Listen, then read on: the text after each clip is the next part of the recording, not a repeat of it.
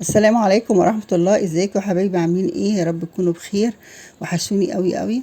انا النهارده بقى ايه هعمل لكم الباذنجان بطريقتين، طريقة المسلوقة وطريقة التانية اللي هي المقلي، للناس اللي هي بتحب بقى الحاجات اللي هي بتتعب مثلا من القلي وكده، ممكن تعمل اللي هو المسلوق يعني.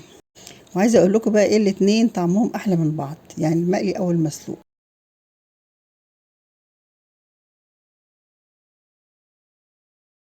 وهنا بقى احنا معانا كيلو بدنجان. طبعا احنا ايه بتنقي البدنجان. انا بحب بصراحه البدنجانه لما تكون ايه مليانه شويه، ما تكونش رفيعه، لان لما تكون رفيعه بقى مع القلي وكده بتنشف. فبجيبها ايه تكون تخينه شويه. الطول بقى انت، وفي ناس بتحبها طويله وفي ناس بتحبها صغيره، اللي يعجبكم. بنجيب طبعا البدنجان، بنمسكه نشيله القمع بتاعه ده، بنقطعه بالسكينه. ودلوقتي بقى ايه الحبة دول انا هقليهم. فبعد ما غسلتهم كويس بجيب بقى السكينة وابدأ ايه افتحهم من النص كده. بعد كده ايه جبنا ايه طاسة، حطيناها على النار.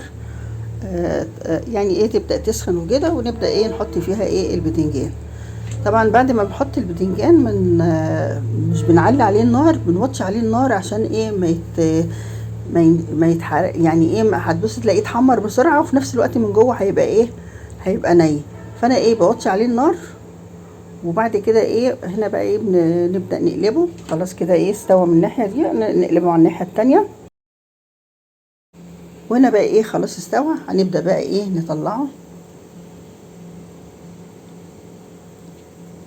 شفت هنا بقى ايه شكله حلو ازاي وابيض ازاي، مش لان ايه بفتحه على طول قبل ما بعمله، عشان لو فتحتيه قبلها وسبتيه فتره وكده بيسود.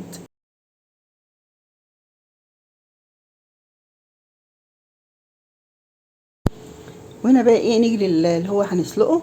احنا هنا ايه جبنا حله وحطيناها على النار، فيها نصها ميه، وبعدين حطينا معلقه ملح، يعني مش معلقه كامله، نص معلقه كده.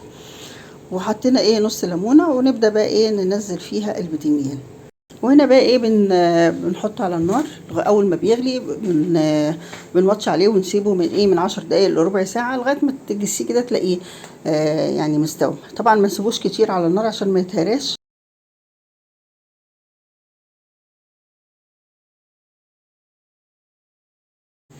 هنا بقى ايه خلاص بدأ ايه خلاص استوى، ايه هبدأ اشيله من المية.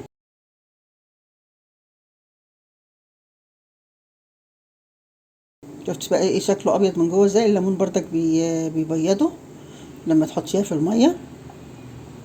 هنا ايه نبدأ نعمل الحشوة. هنا ايه جبنا طبق حطينا فيه نص معلقة توم كبيرة، ونص معلقة ملح، ومعلقتين خل كبار، وهنا معلقتين شطة. طبعا لو عايز الشطة دي اللي يعجبك، عايزة تزودي تقللي براحتك، وعصرة ليمونة.